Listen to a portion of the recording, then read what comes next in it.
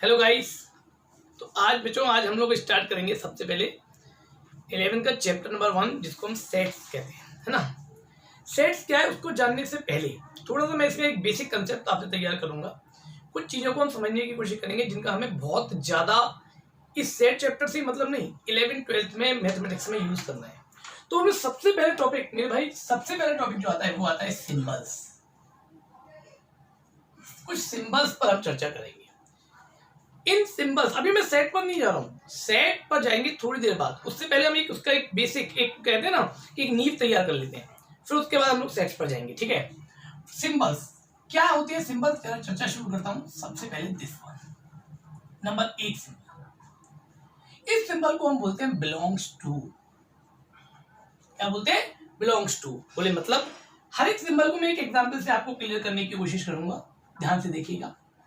जैसे एग्जाम्पल के तौर पर एक कोई ग्रुप लिखा हुआ है या एक कोई सेट लिखा हुआ है, आपसे मुझसे कहा गया कि भैया टू क्या इस ए के अंदर है, तो आप याद रखेंगे यस टू बिलोंग्स टू ए, यानी टू ए को बिलोंग करता है। या तो इतना बड़ा स्टेटमेंट लिखे या फिर इतने बड़े स्टेटमेंट की जगह आप केवल ये सिंबल यूज कर दें तो ये सिंबल भी इसी रिजल्ट को शो करता है।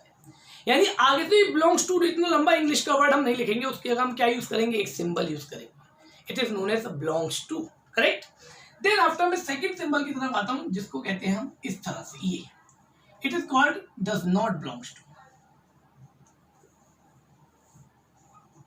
फिर से एक और एग्जांपल पर जाता हूं, इसी एग्जांपल को कंटिन्यू करता हूं। अगर मैं आपसे कहूं 5, क्या 5 ए में है, तो आप थ्योरेटिकली बोलेंगे नहीं 5 does not belongs to A. आप कहेंगे कि नहीं कहेंगे?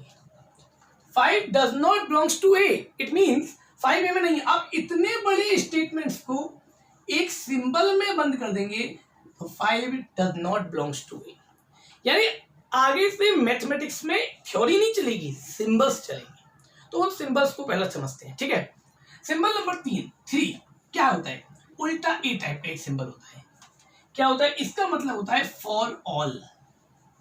फॉर ऑल मतलब अगर मैं आपको एक एग्जांपल जनरेट करूं, tan theta equals to sin theta upon cos theta for all theta.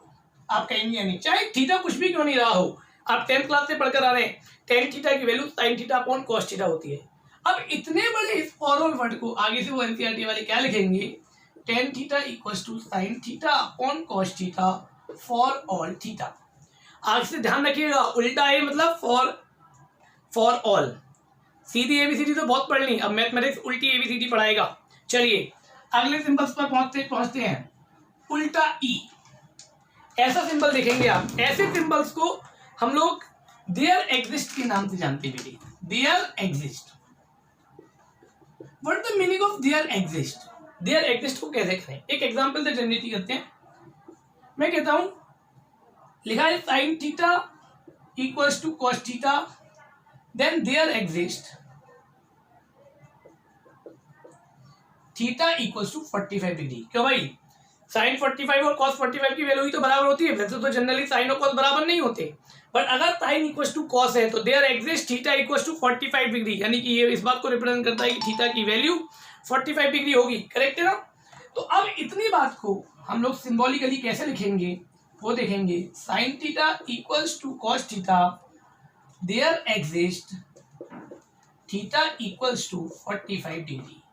ये बेटा बहुत सारे सिंबल्स हैं जो आप लोगों को मैथमेटिक्स के अंदर बहुत ज्यादा इस्तेमाल करने हैं। इन सिंबल के बिना काम नहीं चलना है। करेक्ट है? अगले सिंबल पर आता हूं, मैथमेटिक्स में बहुत आएगा इस तरह से। आप इसको इंग्लिश में बोलते भी हैं सच दैट।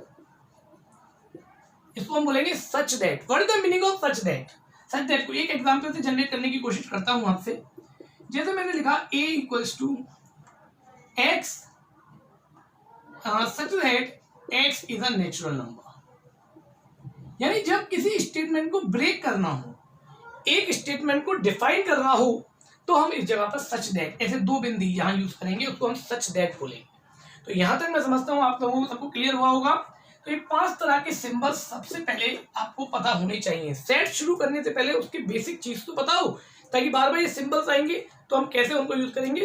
तो देख लीजिए, बड़े आराम से इसको समझिएगा। आराम से देखिए 1 मिनट के लिए बोर्ड पर, फिर उसके बाद बात करते हैं।